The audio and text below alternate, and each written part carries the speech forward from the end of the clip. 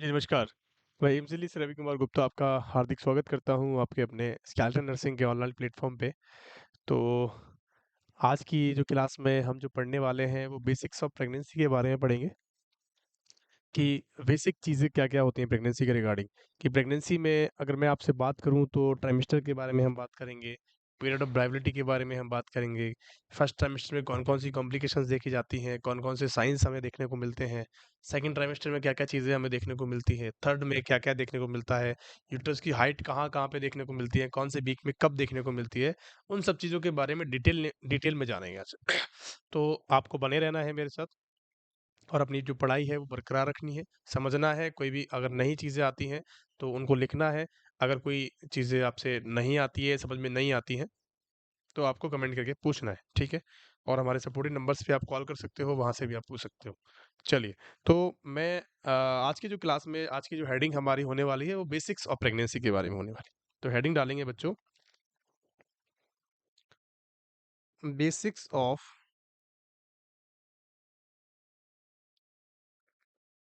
Pregnancy. कि pregnancy के क्या-क्या बेसिक साइंस होते हैं, बेसिक चीज़ें क्या-क्या होती हैं, उसके बारे में बात करें। सिंपल-सिंपल बातें हैं जो कि आपको आती हैं ऑलरेडी, लेकिन मैं कुछ नया आपको बताने वाला हूँ, इसीलिए मैं इस टॉपिक के बारे में पढ़ाना चाहता हूँ। सबसे पहली हम बात करते हैं कि टोटल ड्यूरेशन की बात करते हैं। टोटल ड्यूरेशन ऑफ प्रेगनेंसी, कि प्रेगनेंसी की टोटल ड्यूरेशन क्या होती है?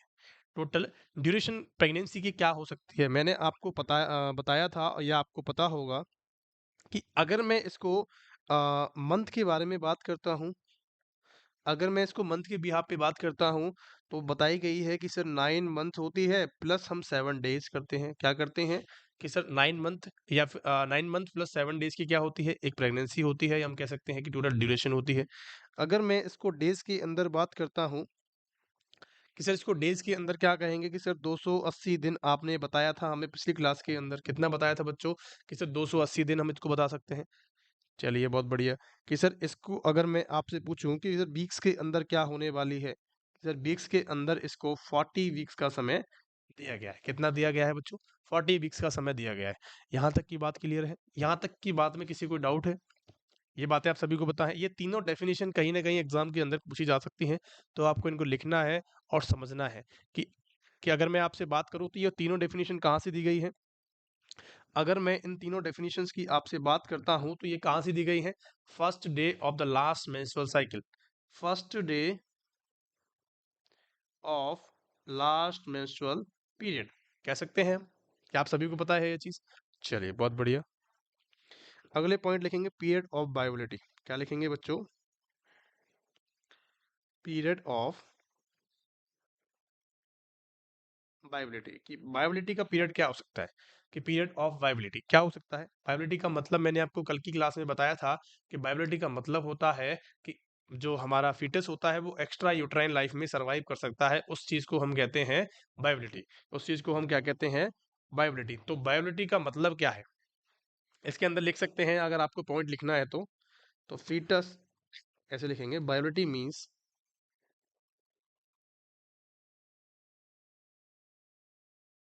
Viability means fetus can survive in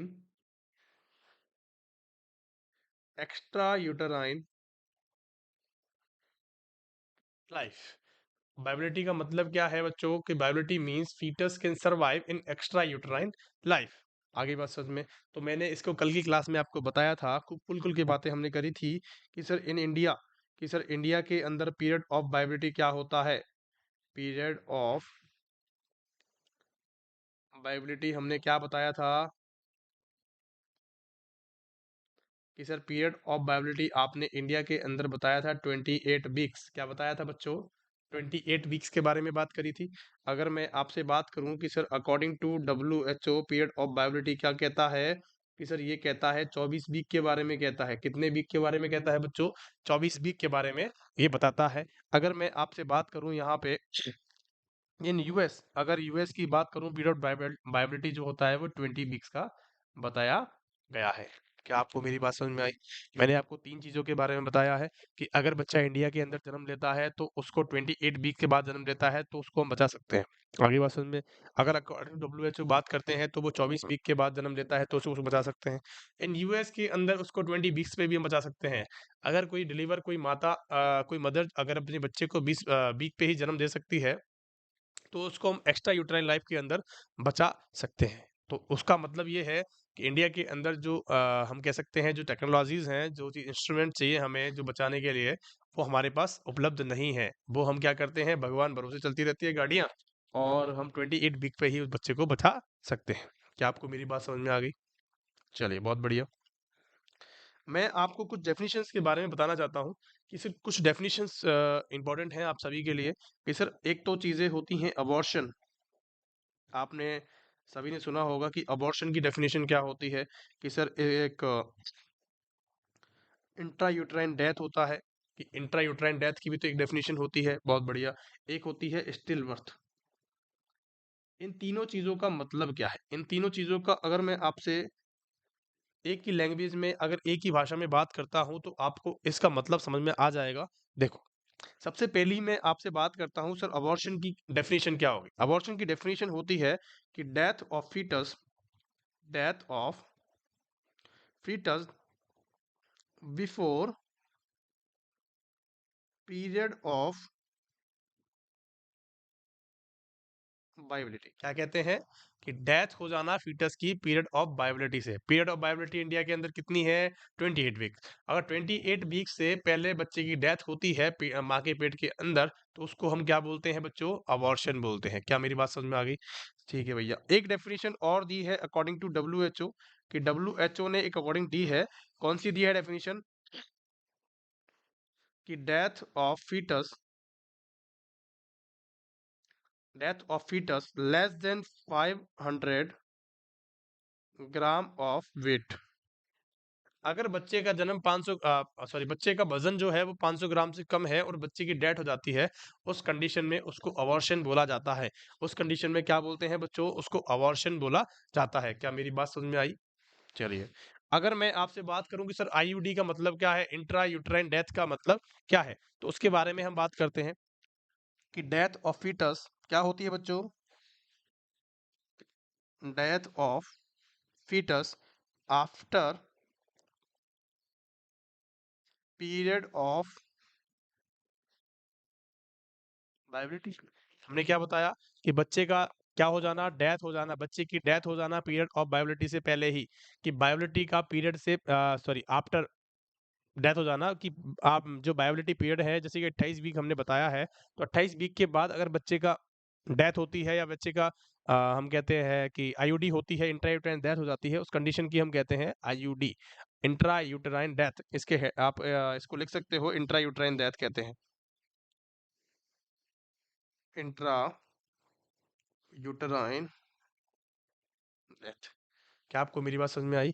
मैंने आपको सिंपल सिंपल सी भाषा में दोनों दोनों की डेफिनेशन बताई है कि अगर फीटस का जो डेथ है, फीटस की जो डेथ है वो कब हो जाती है? बायोलिटी से पहले हो जाती है तो उसको हम बोलते हैं अबॉर्शन। अगर बायोलिटी के बाद होती है तो उसको हम कहते हैं IUD.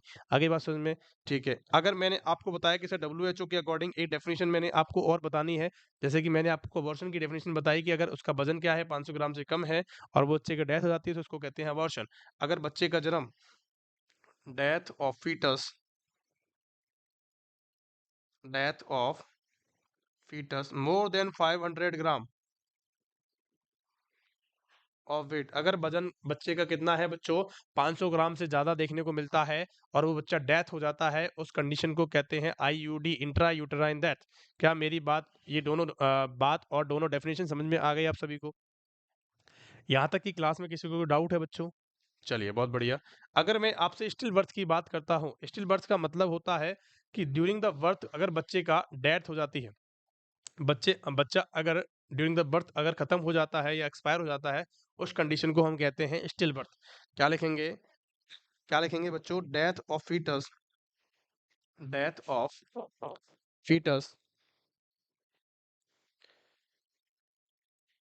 During the process of delivery. कि during the process of delivery अगर बच्चे की डेथ हो जाती है उस कंडीशन को कहते हैं स्टिल बर्थ। ये तीनों डेफिनेशंस का मतलब समझ में आया? सिंपल सिंपल सी डेफिनेशन है जो कि मैंने आपको बताई है और इन्हीं से आपको समझ में आ जाएगा। आगे बात समझ में कि अबॉर्शन किसे कहते हैं कि बच्चे का जन्म बच्चे का अगर डेथ है, बच्चे की डेथ है वो 500 ग्राम से फीटस कम है, उसका डेथ हो जाती है, उसको कहते हैं अबॉर्शन कहते हैं। और अगर उसका बायोलिटी से पहले ही उसका मरण हो जाता है उस कंडीशन को भी कहते हैं क्या? अबॉर्शन कहते हैं। आईओडीज की मैंने 2 डेफिनेशन बताई है अकॉर्डिंग टू डब्ल्यूएचओ होती है और एक डेफिनेशन जो है उसकी वो क्या है कि बायोलिटी के बाद अगर किसी बच्चे की डेथ होती है तो उसको कहते हैं आईओडी और 500 ग्राम से वजन ज़्यादा है तो उसको भी आईओडी कहेंगे। आगे बात समझ में? चलिए बहुत बढ़िया। तो यहाँ तक की जो बात थी हमारी कुछ डेफिनेशंस के बारे में थी जो कि आपको बता दिया मैंने। अब मैं आपसे बात करता हूँ, हेडिंग डालेंगे सारे बच्चे, साइंस ऑफ या symptoms of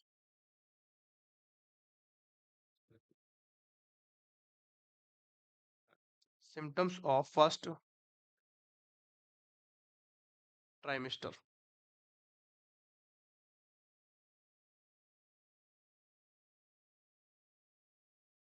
symptoms of first trimester of pregnancy कि फर्स्ट ट्राइमेस्टर के अंदर कौन-कौन से सिम्टम्स आपको देखने को मिल जाते हैं।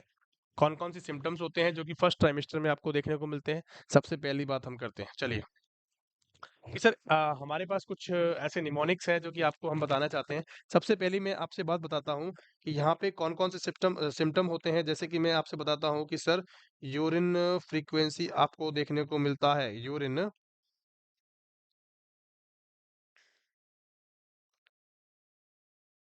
यूरिन फ्रीक्वेंसी देखने को मिलता है कि भैया मॉर्निंग सिकनेस आपको देखने को मिलती है। मॉर्निंग सिकनेस किसकी वजह से देखने को मिलती है बच्चों? मॉर्निंग सिकनेस का मतलब क्या है कि सर ये एचसीजी के हार्मोन की वजह से देखने को मिलती है। आगे बात समझ में आपको ऐसा थका-थका सा महसूस होगा और होती है एमेनोरिया होता है।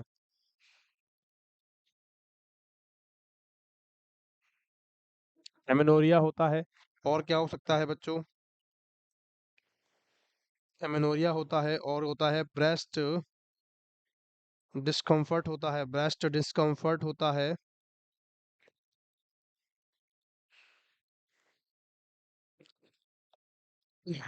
और एक देखने को मिलता है फटीग। ये 4 जो ये सॉरी 5 जो साइन है ये होते हैं किस चीज़ के बच्चों? ये किस चीज़ के होते हैं? फर्स्ट ट्राइमेस्टर में आपको देखने को मिलते हैं सिम्पटम्स होते हैं जो कि एक फीमेल जो है इसको क्या करती है फेल्ट करती है या फिर हम कह सकते हैं फ़ील करती है उसको हम कह सकते हैं कि फर्स्ट ये सिम्पटम्स होते हैं फर्स्ट ट्राइमेस्टर के अंदर देखे जाते हैं। अगर मैं आपसे फर्स्ट ट्राइमेस्टर की बात करूँ तो ड्यूरेशन जो होता है फर्स्ट ट्राइमेस्टर का वो कितना होता है कि कितना होता है? Till less than 13 weeks. कितना होता है बच्चों? 13 वीक्स। क्या आपको मेरी बात समझ में आ गई है? अगर मैं इसकी एग्जैक्ट डेट की बात करूं कि लेस देन 13 वीक्स टू या फिर हम कह सकते हैं 13 वीक्स प्लस 7 डेज या 6 डेज सॉरी, क्या कहते हैं हम कि 13 वीक्स प्लस 6 डेज का जो टाइम पीरियड होता है उसको हम कहते हैं फर्स्ट ट्राइमेस्टर के अंदर आता है। क्या मेरी बात आप तक पहुंच गई? मैंने आपको बताया कि सर इसके अंदर कौन-कौन से सिम्टम्स देखने को मिलते हैं। सबसे पहली हमने बात करी यूरिन फ्रीक्वेंसी देखने को मिलती है। यूरिन फ्रीक्वेंसी का मतलब होता है कि बार-बार उनको यूरिन आता है। उसको क्या आता है कि बार-बार यूरिन आपको देखने को मिलता है। अगर हम मॉर्निंग सिकनेस की बात करूँ तो वो जब मॉर्निंग में उठेगी तो उसको क्या देखने को मिलेगा? थका हुआ महसूस करेगी या फिर हम कह सकते हैं उनको ऐसा लगेगा कि मैं बीमार हो चुकी हूँ। और या फिर हम कह सकते हैं कि एमेनोरिया का मतलब होता है कि एब्सेंस ऑफ मेंस्ट्रुअल साइकिल भाई जब प्रेगनेंसी होती है तो मेंस्ट्रुअल साइकिल तो वैसे ही नहीं आती है तो उसको हम कहते हैं एमेनोरिया। और ब्रेस्ट डिस्कम्फर्ट का मतलब होता है कि उनको जो ब्रेस्ट एनलार्जमेंट होता है उसमें डिस्कम्फर्ट देखने को मिलता है, उनके टाइट क्लोथिंग्स हो जाते हैं, उस कंडीशन में आपको देखने को मिल जाता है, इरिटेशन सा रहता है। और फटीग फटीग का मतलब होता है थकान आ जाना, कि परेशान हो जाना, थकान का आ जाना, उसी कंडीशन के अंदर देखा जाता है। क्या मेरी बात समझ में आ गई आप सभी को? चलिए बहुत बढ़िया। अब मैं आपसे कुछ साइंस की बात करता हूँ जो कि बहुत ज़्यादा इंपॉर्टेंट होने वाले हैं किसी भी एग्जाम के लिए। बहुत ज़्यादा इंपॉर्टेंट है, यहाँ से क्वेश्चंस बहुत सारे बनते हैं। तो मैं आपको बताता हूँ कि कौन-कौन से साइंस होते हैं और कहाँ-कहाँ से कैसे-कैसे क्वेश्चंस इसके बनते हैं। सबसे पहला साइन लिखेंगे, अर्लीएस्ट साइन की बात करते हैं। सबसे पहला साइन होता है अर्लीएस्ट साइन या फिर ऐसे लिखेंगे गोडेल साइन।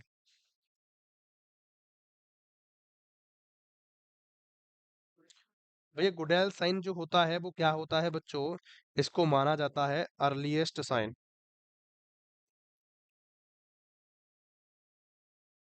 क्या होता है बच्चों ये? अर्लीस्ट साइन होता है।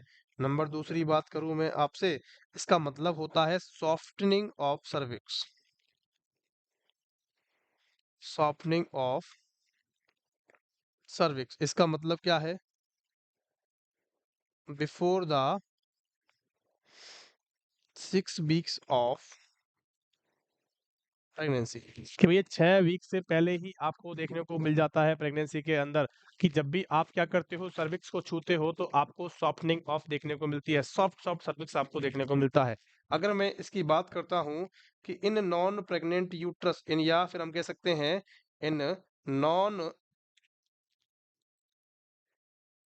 Pregnant women, in non pregnant women के अंदर अगर हम सर्विक्स की बात करें तो सर्विक्स कैसा होता है? सर्विक्स जो है वो कैसा होता है बच्चों? वो हमारी टिप ऑफ द नोज होता है। कैसा होता है? जब जैसे हम नोज पे हाथ रखेंगे, हमारी जो हार्ड हार्ड आपको देखने को मिलेगी, वैसा ही सेम आपको क्या देखने को मिलता है? सर्विक्स देखने को मिलता है, जो महिला प्रेग्नेंट नहीं होती है। तो उनके अंदर क्या होता है? उनके अंदर होता है टिप ऑफ नोज, लिख देंगे यहाँ पे टिप ऑफ नोज। आप जैसे ही उनका सर्विक्स फील करने की कोशिश करोगे, तो आपको हार्डनेस देखने को मिलती है, या फिर हम कह सकते हैं जैसा आपको नाक की टिप पे महसूस होता है, वैसा ही आपको सेम फील कहाँ पे होगा? कहाँ पे होगा बच्चों? हमारे सर्विक्स पे देखने को मिल जाएगा। अगर मैं आपसे प्रेगनेंसी की बात करता हूँ, लेकिन इन प्रेग्नेंट वुमेन,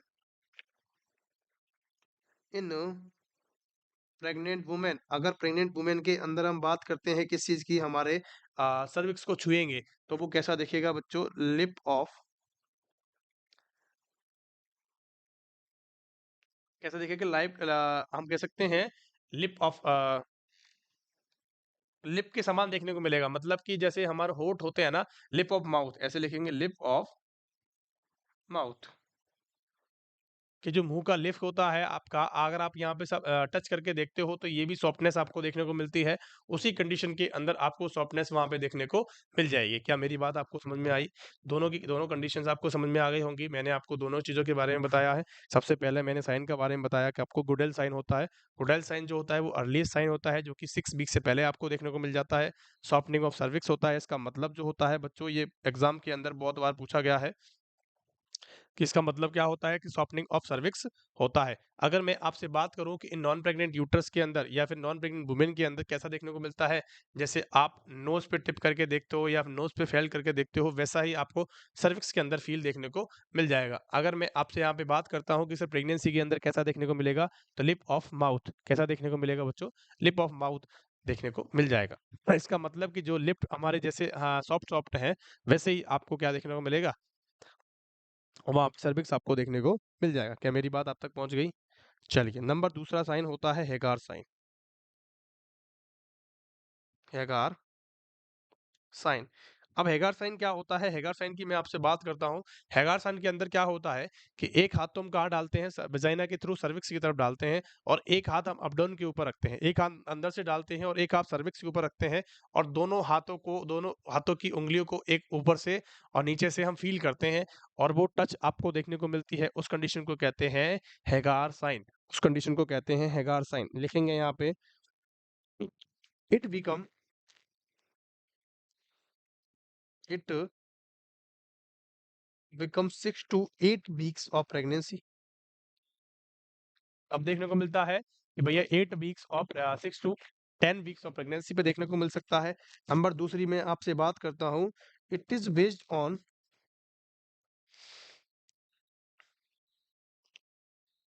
फैक्ट। ये किस पे बेस्ड होता है बच्चों? ये एक फैक्ट पे बेस्ड होता है। किस पे बेस्ड होता है? एक फैक्ट पे बेस्ड होता है। जैसे कि अब अगर मैं फैक्ट की बात करता हूँ, वो कौन सा होता है? सबसे पहले इसके अंदर एक फ्लो चार्ट बनाएंगे। जैसे कि मैं बाप से बात करता हूँ कि बच्चों दैट लोअर पार्ट ऑफ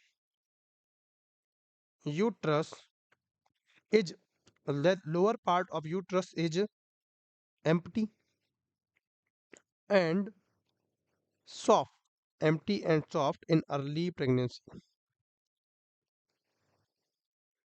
कि अर्ली प्रेगनेंसी के अंदर आपको क्या देखने को मिलता है, अर्ली प्रेगनेंसी के अंदर आपको क्या देखने को मिलता है, जो यूट्रस का लोअर पार्ट होता है वो आपको एम्प्टी देखने को मिलेगा।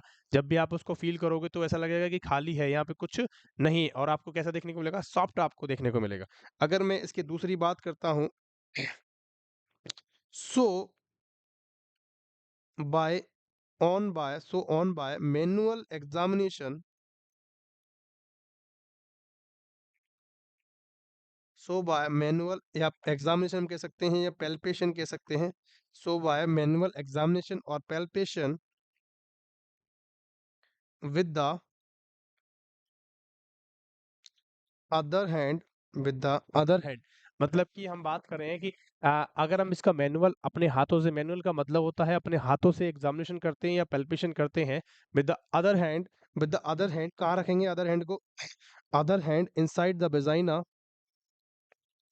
Inside the vagina and other hand behind the uterus. कहाँ रखेंगे बच्चों, कि हमने एक हाथ तो कहाँ रखा बच्चों, एक हाथ तो हमने इनसाइड द वेजाइना दिया, और एक हाथ हमने कहाँ रखा, यूट्रस के ऊपर वाले हिस्से पे, या हम कह सकते हैं ऊपर से हम ऐसे पुश करते हैं उसको ऊपर से कैसे करेंगे बच्चों, हमने क्या रखा, उसको पुश किया, चलिए ठीक है कर दिया। तो इनका मतलब क्या है कि अगर आपकी जो फिंगर है, मैंने आपको बताया था कि finger of both hand they touching to each other,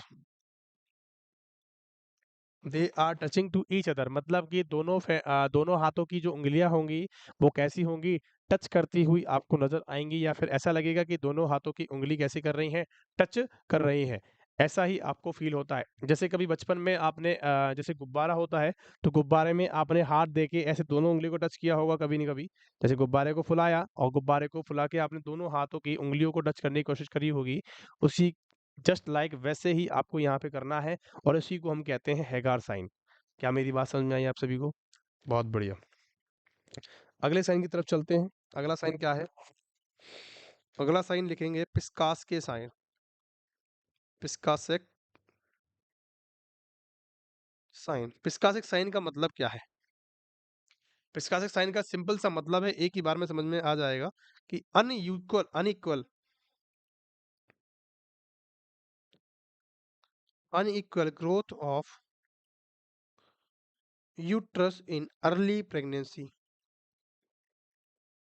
in early pregnancy मतलब कि इक्वल ग्रोथ आपको नहीं देखने को मिलेगी। मैं आपको बताता हूँ पिस्कासिक साइन कहाँ देखने को मिलता है, एक डायग्राम बनाएंगे उसके बारे में। इसका मतलब क्या होता है कि ड्यू टू लेटरल इम्प्लांटेशन। अगर किसी ने मेरी पहली वाली क्लास देखी है, मैंने उसके अंदर इसको बताया है पिस्कासिक साइन के बारे में, कि पिस्कासिक साइन आपको कहाँ देखने को मिलता है। देखिए, मैं आपको दोबारा बता देता हूँ। ये हमारा यूट्रस है, ठीक है, ये हमारा यूट्रस है, ठीक है। आगे बात समझ में। अगर मैं आपसे बात करूं अगर मैं आपसे बात करूं कि सर इम्प्लांटेशन कहाँ पे होता है, कि इम्प्लांटेशन हमारे पोस्टीरियर और कहाँ होता है, posterior upper part of uterus के अंदर देखने को मिलता है। इसका मतलब कि पीछे की साइड, इसके पीछे की साइड आपको देखने को मिलेगा, और अपर साइड आपको देखने को मिलेगा। कह सकते हैं हम कि यहाँ पे आपको देखने को मिलता है, हम एक साइड कह सकते हैं, या यहाँ पे हम बीच में कह सकते हैं, या बीच में कह सकते हैं कि सर बीच में नहीं मिलता है, एक साइड देखने को मिलता है। कहाँ देखने को मिलता है बच्चों? आपको एक साइड देखने को मिलता है, लेटरल इम्प्लांटेशन देखने को मिलता है, चाहे इधर कह लो चाहे इधर कह लो, एक ही बात है, दोनों साइड एक में आपको देखने को मिलता है। क्या मेरी बात आप तक पहुंच गई? मैंने आपको बताया कि सर एक तरफ ही आपको इम्प्लांटेशन देखने को मिलता है, और एक तरफ जैसे इम्प्लांटेशन देखने को मिलेगा, जब भी आप यूएसजी करवाओगे तो आपको एक साइड ग्रोथ देखने को मिलेगी, मतलब कि एक साइड ज्यादा वजन देखने को मिलेगा और एक साइड कम वजन देखने को मिलेगा।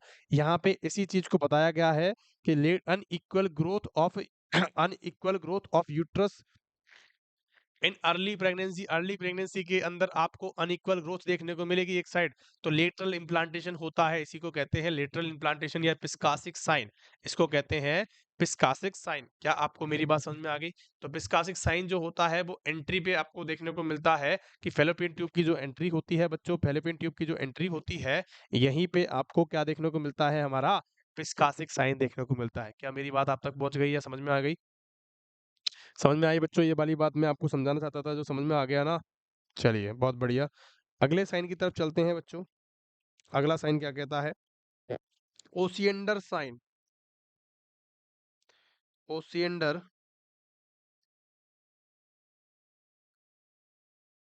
Osiander sign. ओसिएंडर साइन का मतलब क्या है? देखो बहुत बार आपने एग्जाम के अंदर पढ़ा होगा कि ओसिएंडर साइन क्या होता है। अगर मैं इसकी बात कराऊं तो आपसे होता है pulsation felt lateral fornix of vagina. Lateral fornix of vagina. आपको वजाइना का जो लेटरल फॉर्निक्स होता है, दो आपने मैंने आपको बताया था कि दो होते हैं, एक मीडियल होता है, एक लेटरल होता है। एक लेटरल होता है, एक मीडियल फॉर्निक्स होते हैं। तो लेटरल जो फॉर्निक्स होते हैं, जब भी आप हाथ लगाओगे यहाँ पे तो आपको पल्सेशन बीट आपको देखने को मिलेगी। आपको ऐसे लुक जो देखने को मिलता है, या फिर हम कह सकते हैं आपको क्या देखने को मिलता है, ऐसा लगेगा कि यहाँ पे पल्स आ रही है। पल्सेशन फील्ड होते हैं, उसी को हम कहते हैं ओसिएंडर साइन। उसको क्या कहते हैं? Osiander sign. और ये कब देखने को मिलता है? कि सर 8 वीक्स ऑफ प्रेगनेंसी के अंदर देखने को मिलता है। कब देखने को मिलता है बच्चों? 8th वीक ऑफ प्रेगनेंसी के अंदर देखने को मिलता है। और पिस्कासिक साइन भी कहाँ देखने को मिलता है? 8 वीक्स ऑफ प्रेगनेंसी के अंदर देखने को मिलता है। क्या मेरी बात आपको दोनों को समझ में आई? ये बहुत इजी इजी साइंस हैं जो कि एग्जाम के अंदर डायरेक्ट पूछे जाते हैं। आपसे क्वेश्चन पूछा जाएगा कि pulsation felt by the lateral fornix of vagina, तो कौन सा साइन होता है? तो आपको बताना है कि ओसिएंडर साइन होता है। बहुत बढ़िया। चलेंगे अगले अगले हमारे साइन की तरफ चलते हैं। एक होता है पाल्मर साइन।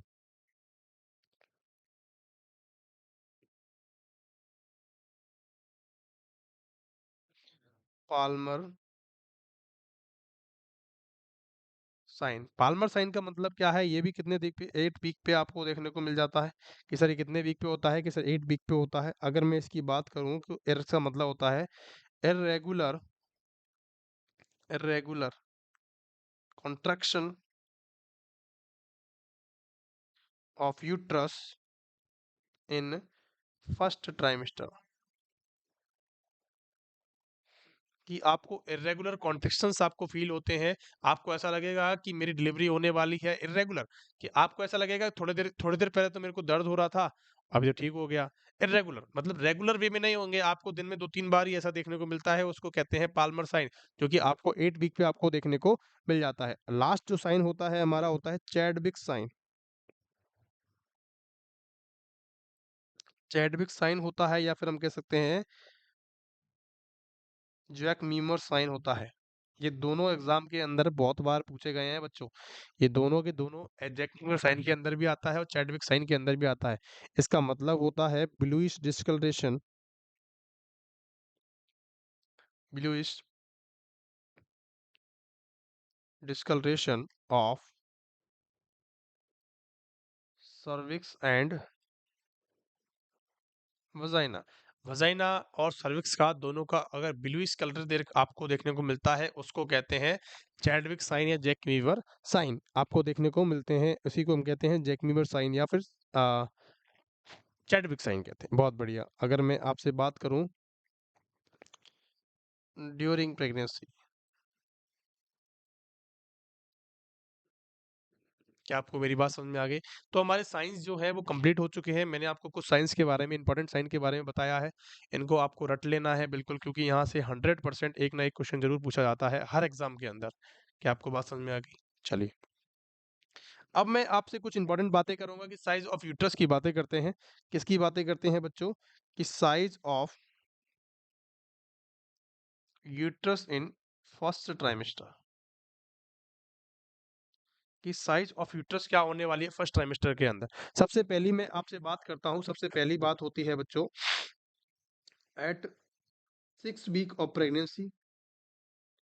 ठीक है, 6 वीक की बात करते हैं। 6 वीक पे जो हमारा यूट्रस का साइज होता है, तो साइज ऑफ यूट्रस होता है, या फिर हम कह सकते हैं size of uterus. Size of uterus जो होता है वो कैसा होता है? मुर्गी के अंडे जैसा होता है। कैसा होता है? हेंस एग के हेंस जैसे मुर्गी का अंडा होता है वैसे ही आपको देखने को मिलता है। अगर मैं इसकी बात करता हूं कि सर एट 8 वीक्स पे, और कितने वीक पे बात करेंगे हम? एट 12 वीक्स पे हम बात करते हैं। अगर मैं आपसे बात करता हूं कि एट 8 वीक पे साइज ऑफ द यूट्रस कैसा देखने को मिलता है, तो आपको जो क्रिकेट की बॉल होती है, क्रिकेट बॉल के जैसा देखने को मिलता है, क्रिकेट बॉल के माफिक आपको देखने को मिल जाता है। अगर मैं आपसे 12 वीक की बात करता हूं तो कैसा देखने को मिलता है, हमारा जो बच्चे का हेड होता है या फीटल हेड होता है उसके समान आपको देखने को मिलता है। ये तीनों के तीनों इंपॉर्टेंट हैं। अगर आपसे क्वेश्चन पूछा जाता है कि हैंस एग का कौन से हैंस एग जैसा कैसे देखने को मिलता है, तो एट 8 वीक्स पे देखने को मिलता है, एट सॉरी 8 6 वीक्स पे देखने को मिलता है, और 8 8 की बात करे जाए क्रिकेट बॉल के समान देखने को मिल जाता है। क्या आपको मेरी बात समझ में आ गई बच्चों? यहाँ तक कि क्लास में किसी को डाउट है तो कमेंट करके पूछ सकता है बच्चे।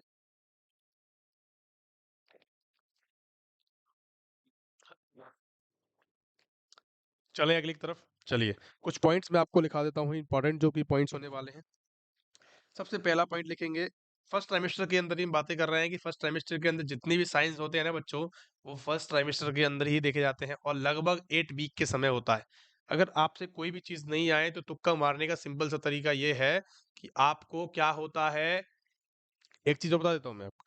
अगर आपको कभी एग्जाम के अंदर फोटो आ जाए ना कि ये कौन सा साइन है, तो सिर्फ और सिर्फ किस एग्जाम के किसकी फोटो आपको देखने को मिलेगी, आंख बंद करके हैगार साइन उसको क्या कर देना, करेक्ट कर देना। आपको अगर किसी भी साइन की फोटो देखने को मिले एग्जाम के अंदर कि ये कैसा साइन है, तो आपको लिखना है आंख बंद करके कि हैगार साइन के, क्योंकि जो इमेज बनती है वो सिर्फ हैगार साइन के अंदर बनती है।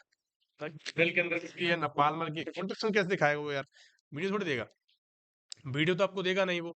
तो आपको सिर्फ इमेज के बारे में पूछेगा, तो इमेज जो बनती है वो किसकी बनती है बच्चों, हेगार साइन की बनती है। आगे बात समझ में। और जितने भी हमारे साइंस है वो सब 8 वीक पे देखे जाते हैं, आंख बंद करके 8 वीक्स लिख देना, ठीक है। आगे बात समझ में।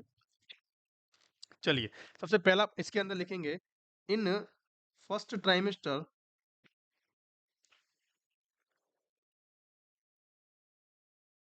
Can be heard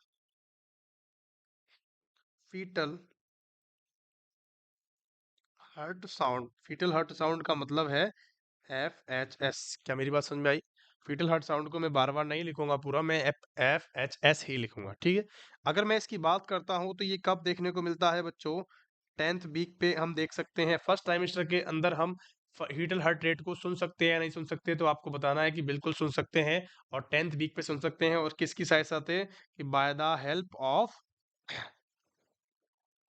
Doppler. By the help of Doppler की सहायता से हम क्या कर सकते हैं बच्चों, उसको सुन सकते हैं। क्या मेरी बात आप तक पहुंच गई? चलिए, अगर मैं आपसे बात करता हूं दूसरे पॉइंट की, इन first trimester uterus was intra pelvic organ. अगर मैं आपसे कहूं कि अगर फर्स्ट ट्राइमेस्टर की बात करें कि फर्स्ट ट्राइमेस्टर के अंदर जो यूट्रस होता है वो इंट्रा पेल्विक ऑर्गन होता है, मतलब कि पेल्विक ऑर्गन हम कह सकते हैं। चलिए, at 12 week of pregnancy, height of uterus at pubic symphysis,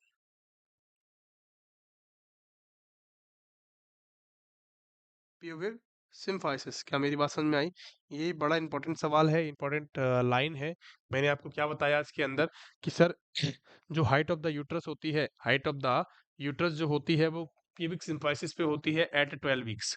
तो 12 वीक्स पे कहाँ पे देखने को मिलती है, क्वेश्चन पूछा जा सकता है, क्वेश्चन पूछा भी गया है कि height of the uterus at 12 weeks, तो आपको बताना है कि प्यूबिक सिम्फाइसिस पे देखने को मिल जाती है। क्या आपको मेरी बात समझ में आई? चलिए, अब लिखेंगे सेकंड ट्राइमेस्टर के बारे में। सेकंड ट्राइमेस्टर के अंदर कौन कौन सी चीजें होती हैं, कौन कौन सी चीजें आपको देखने को मिल जाती हैं। So second trimester,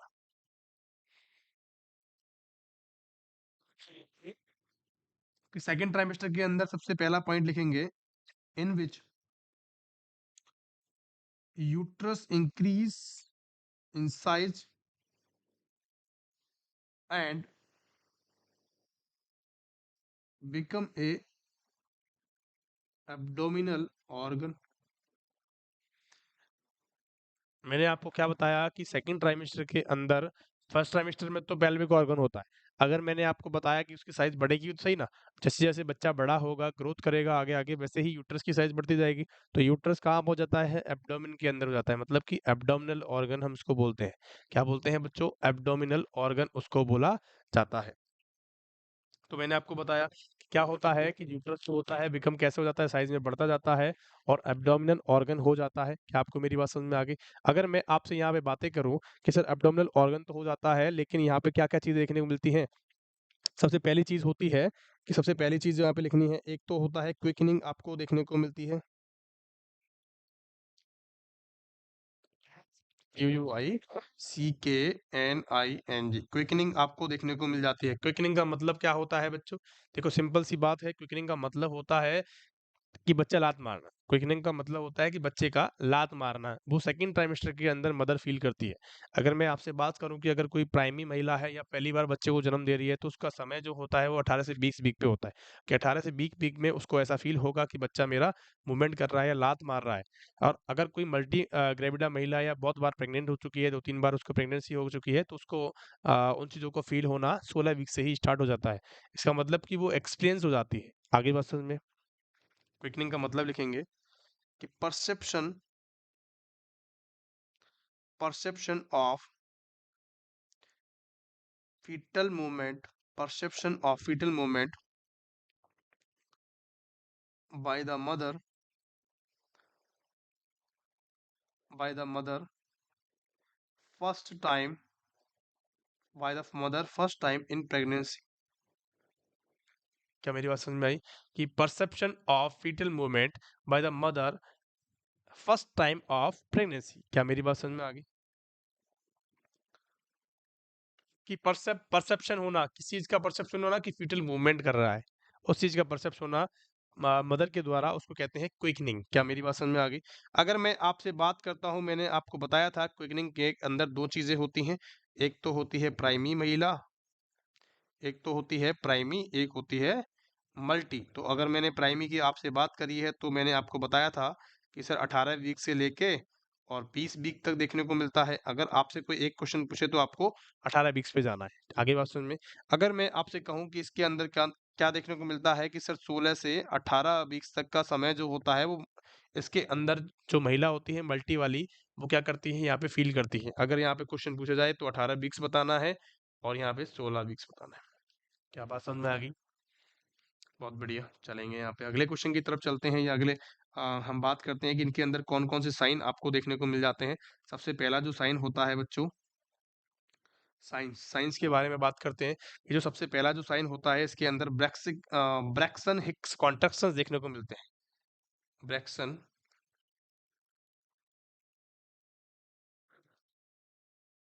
Braxton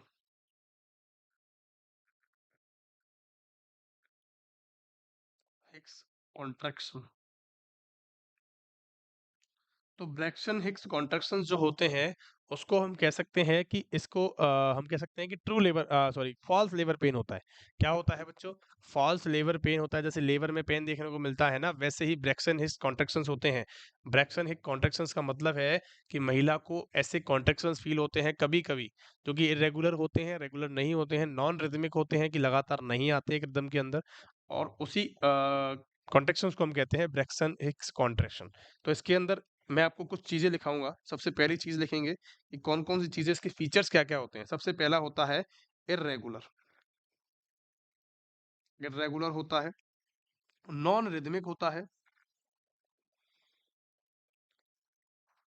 non rhythmic होता है, इरेगुलर होता है, पेन लेस होता है, कि भैया इसके अंदर पेन होता है, कि सर बिल्कुल नहीं होता। और कौन सी कंडीशन होती है, कि सर डू नॉट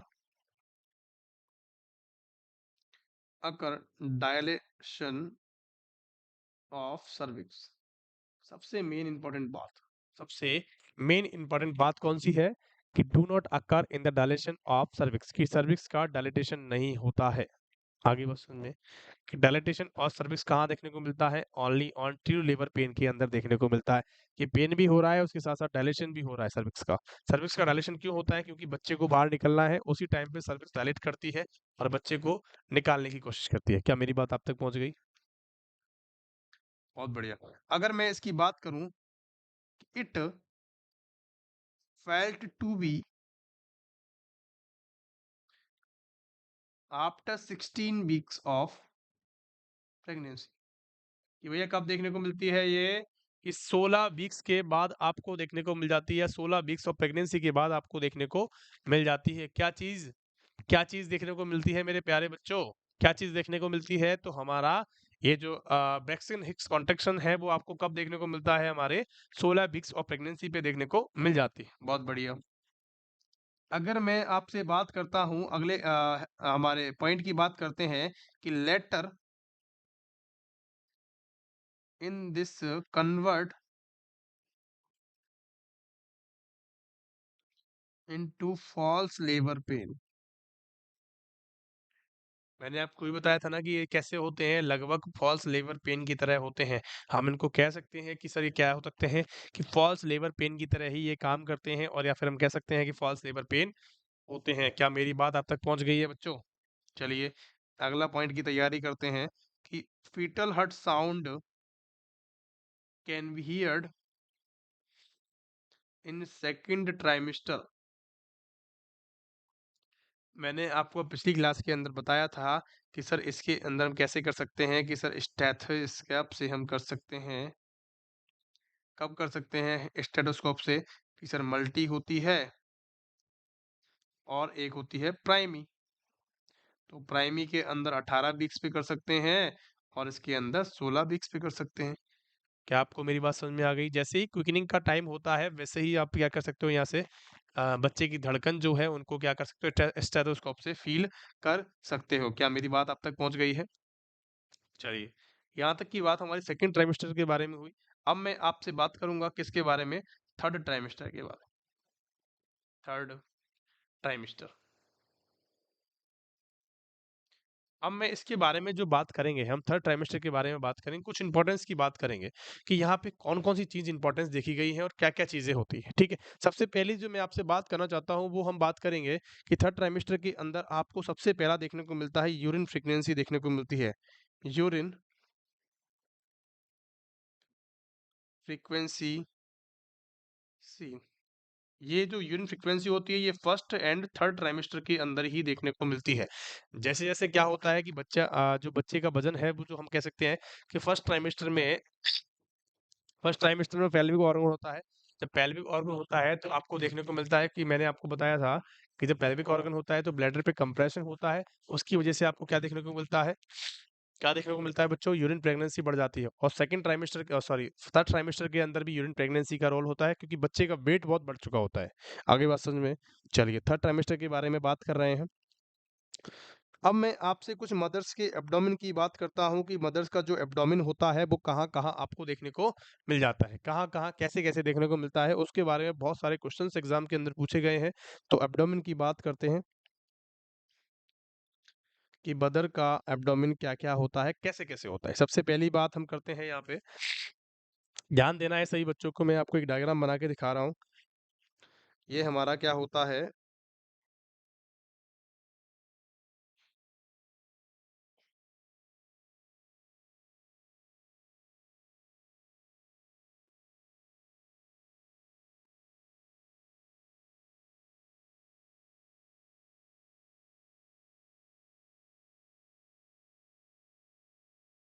ठीक है, ये हमारा मदर का एब्डोमेन है।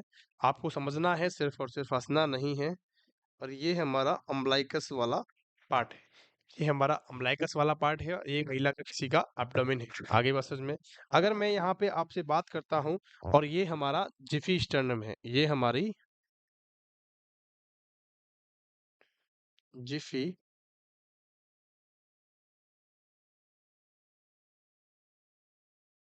जिफॉइड प्रोसेस जिसे बोलते हैं उसी को हम बात कर रहे हैं कि जिफी स्टर्नम है। क्या आपको मेरी बात समझ में आ गई? चलिए, अगर मैं सबसे पहली आपसे बात करता हूँ, एक इमेजिनरी ड्रॉ लाइन करते हैं, उसके अकॉर्डिंग हम यहाँ पे बात करेंगे। सबसे पहली मैं आपसे यहाँ पे बात करता हूँ, मैं व्हाइट कलर से लाइन ड्रॉ करूंगा, उसी के बिहाफ पे आपको समझना है कि कौन कौन से वीक पे कब कब आपको देखने को मिलता है। सबसे पहले मैं आपसे बात करता हूँ कि इसका जो हम बात कर रहे हैं, ये हम हाइट ऑफ यूट्रस की बात करेंगे। हाइट ऑफ यूट्रस की यहाँ पे बात करने वाले हैं, ठीक है? इस अगर मैं इसकी बात करूँ कि ये हाइट ऑफ यूट्रस है। अगर मैंने आपसे बात करी कि सर 16 वीक्स पे कहाँ देखने को मिलता है हमारा जो पेट है या फिर हम कह सकते हैं यूट्रस की साइज़ है वो कहाँ देखने को मिलती है 16 वीक्स पे? तो 16 वीक्स पे कहाँ देखने को मिलती है? तो मिड बे ऑफ या बिटवीन ऐसे लिखेंगे midway between umbilicus and या फिर हम कह सकते हैं प्यूबिक सिम्फाइसिस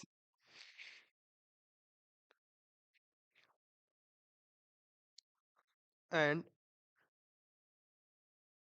अम्ब्लाइकस कहाँ-कहाँ देखने को मिलती है कि midway between the pubic symphysis and umbilicus. आपको बात समझ में आई कि ये तो हमारा क्या है बच्चों प्यूबिक सिम्फाइसिस है। प्यूबिक सिम्फाइसिस ये हमारा क्या है? ये तो हमारा प्यूबिक सिम्फाइसिस है और मैंने आपको क्या बताया ये हमारा अम्ब्लाइकस है। ये हमारा अम्ब्लाइकस वाला पार्ट है और ये कहाँ देखने को मिल रहा है आपको मिड में देखने को मिल रहा है, बीच में देखने को मिल रहा है। इसीलिए मैंने कहा कि 16 वीक पे आपको कहाँ देखने को मिल रहा है कि 16 वीक पे आपको अम्ब्लाइकस और प्यूबिक सिम्फाइसिस के बीच में देखने को मिलता है। Uterus height of the uterus कहाँ देखने को मिलता है? 16 वीक पे आपको देखने को मिलता है। आगे बात समझ में? चलिए। अब मैं यहाँ पे एक चीज़ बात करता हूँ कि सर जो नीचे वाला पोर्शन है, अम्ब्लाइकस का जो नीचे वाला पोर्शन है, उसके अकॉर्डिंग की बात करें तो वहाँ पे आपको 20 वीक्स हो जाते हैं। कितने हो जाते हैं? 20 वीक्स आपको देखने को मिलते हैं और 20 वीक्स पे जो फीटस होता है वो कहाँ या फिर हम कह सकते हैं हाइट ऑफ यूट्रस जो होती है वो कहाँ देखने को मिलती है? 20 वीक्स पे बताएँगे सभी बच्चे। आपको सिर्फ़ ध्यान देना है या फिर हम कह सकते हैं लोअर अम्ब्लाइकस रीजन पे देखने को मिलता है या फिर हम कह सकते हैं lower border of umbilicus region पे देखने को मिलता है। तो लिखेंगे lower border of umbilicus lower border of umbilicus. और मैं आपसे इसकी बात करता हूँ कि सर ये अपर वाला बॉर्डर हो गया, तो अपर वाला जो बॉर्डर है वो कहाँ देखने को मिल रहा है कि sir upper border of umbilicus. बहुत ईज़ी है सर ये तो, कि सर ये तो बहुत ईज़ी होने वाला है कि सर अपर बॉर्डर पे 24 वीक पे देखने को मिलता है। कितने वीक्स हो जाएँगे मेरे प्यारे बच्चों कि 24 वीक्स हो गए सर यहाँ पे और नीचे वाले 20 वीक्स हो गए हैं और नीचे वाले 16 वीक्स हो गए हैं। आगे बात समझ में? चलिए और आगे चलते हैं कि सर और बातें करते हैं कि सर और बातें हमने करी कि सर 28 वीक्स पे कहाँ देखने को मिल रहा है हमारा कि सर 28 वीक्स जब हो जाएँगे हमारे तो 28 वीक्स पे 28 वीक्स पे हमारा जो हाइट ऑफ यूट्रस है वो कहाँ देखने को मिल रहा है कि सर 1/3 डिस्टेंस ऑफ ऐसे लिखेंगे 1/3 डिस्टेंस ऑफ अम्ब्लाइकस लेके xiphoid process umbilicus to xiphoid process लिखेंगे 1/3 distance of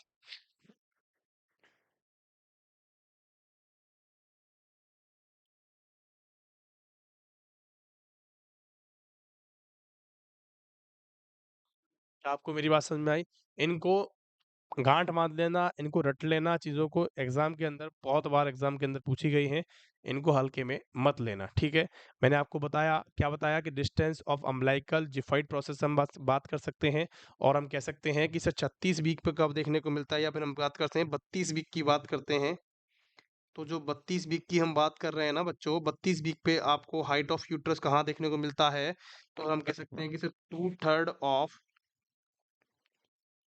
distance 2/3 of distance umbilicus to कहाँ देखने को मिलता है कि सर जिफॉइड प्रोसेस कि सर जिफॉइड प्रोसेस मेरी बात आप तक पहुंच गई मैंने आपको सिर्फ क्या यहाँ पे ज़्यादा कुछ डिटेल में नहीं बताया है सिंपल सिंपल सी बातें यहाँ पे बताई हैं जो कि एग्जाम की दृष्टि से नॉर्थ साइड की दृष्टि से बहुत इंपॉर्टेंट होने वाली है तो आपको ये बात समझ में आ गई कि मैंने आपको हमने यहाँ पे बात करी कि सर 16 वीक की बात करी 20 वीक की बात करी 24 वीक की बात करी 28 वीक की हमने बात करी और 32 वीक की बात करी अगर मैं आपसे 36 वीक की बात करता हूँ तो 36 वीक पे कहाँ देखने को मिलता है आपको कि भैया जिफॉइड प्रोसेस पे देखने को मिल जाता है अगर जिफॉइड प्रोसेस पे देखने को मिलता है उसके बाद क्या होता है उसके बाद 40 वीक्स की अगर मैं बात करूं तो 40 वीक्स पे आपको कहाँ देखने को मिलता है हमारे 2/3 ऑफ जिफॉइड प्रोसेस और अम्लाइकस के बीच में देखने को मिलता है। जैसे 32 वीक पे देखने को मिलता है, वैसे ही इसका क्या होता जाता है, डाउन होता जाता है। जैसे 36 वीक पे हो गया, 36 वीक पे जब मैक्सिमम होता है हाइट पे, 36 वीक जब हो जाते हैं प्रेगनेंसी के, तो उस पे जिफॉइड प्रोसेस पे देखने को मिलता है। और मदर को क्या होता है, रेस्पिरेटरी प्रॉब्लम्स हो जाती है, सांस लेने में दिक्कत आती है। क्यों आती है? क्योंकि ये हमारे डायफ्राम को पुश करता है, और पुश करके क्या करता है, हमारे लंग्स के अंदर ढकेल देता है, ताकि जो गैसेस एक्सचेंज होता है या फिर सांस लेने में जितना स्पेस चाहिए होता है उतना स्पेस नहीं मिल पाता। उसी की वजह से यहाँ पे रेस्पिरेटरी डिफिकल्टी आपको देखने को मिल जाती है। क्या मेरी बात आप तक समझ में आ गई बच्चों? इसको बहुत अच्छे से देख लेना, स्क्रीनशॉट ले लेना, अच्छे से लिख लेना, और इसको बार-बार पढ़ना है। अपनी दीवार पे जहाँ पे आप पढ़ते हो वहाँ पे इसको चिपका देना, ताकि आपको इसको देखो तो तब भी याद हो जाए। आगे बात समझ में? एक बार फिर इसको देखते हैं। मैंने आपको बताया कि सर प्यूबिक सिम्फाइसिस होता है, बीच में अम्बिलिकस होता है, सिर्फ़ आपको ये ड्रॉ करना है। अगर इमेजिनरी आपके दिमाग में होगी, तो आप इसको 100% सही कर दोगे। ठीक है? तो मैंने आपको बताया कि इसे 16 वीक पे कहाँ देखने को मिलता है, कि अम्बिलिकस और प्यूबिक सिम्प्लाइसिस के बीच में देखने को मिलता है। अगर लोअर बॉर्डर की बात करें अम्बिलिकस, तो 20 वीक पे होता है, 24 वीक पे हो जाएगा तो ऊपर हो जाएगा थोड़ा-सा। आगे बात समझ में? जैसे-जैसे ऊपर चला जाएगा 1/3 होता है, उसके बाद 2/3 होता है, उसके बाद जिफाइड प्रोसेस होती है। सिंपल सिंपल सी बात है। चलें आगे की तरफ। बहुत बढ़िया। अब यहाँ पे लिखेंगे कि at 36 weeks of pregnancy, 36 weeks of pregnancy के अंदर क्या देखने को मिलता है, तो will have lot of mother will have lot of respiratory difficulty या respiratory discomfort,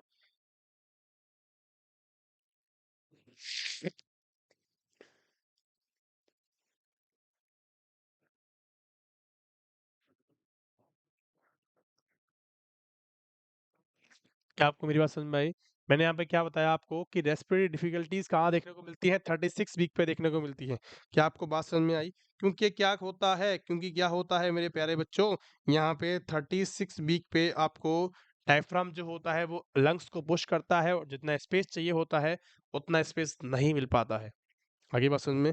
तो 36 वीक, आफ्टर 36 वीक्स ऐसे लिखेंगे, after 36 weeks head of foetus,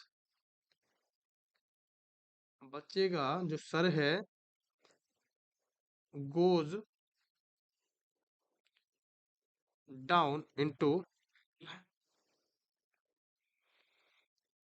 pelvic, pelvic के अंदर जाता है। ठीक है? उसके बाद आपको देखने को मिलता है कि height of uterus decrease at 40 weeks of 40 weeks and height of uterus at 40 weeks and, और एंड कहाँ देखने को मिलती है आपको, and become same as 32 weeks. समझ में आया? मैंने आपको बताया था, इसी डायग्राम के थ्रू बताया था मैंने आपको, जैसे जैसे बच्चा बढ़ता है 36 वीक पे हाईएस्ट आपको देखने को मिल जाता है। क्या कहाँ पे देखने को मिलता है बच्चों, हमारे जिफॉइड प्रोसेस पे।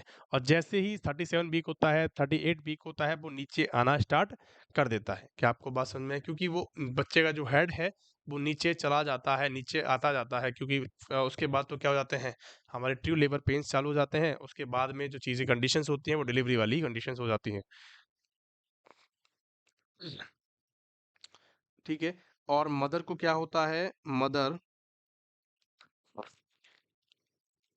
Mother will be mother will be relieved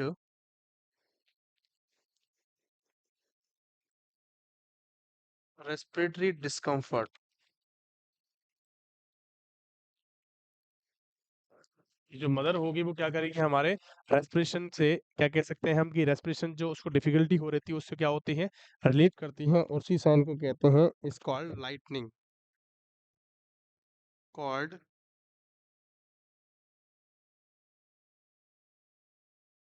तो कहते हैं लाइटनिंग। क्या मेरी बात समझ में आ गई? क्वेश्चन एग्जाम के अंदर पूछा गया था कि लाइटनिंग किसे कहते हैं। लाइटनिंग को हम वेलकम साइन के नाम से भी जानते हैं, कि आल्सो कॉल्ड एज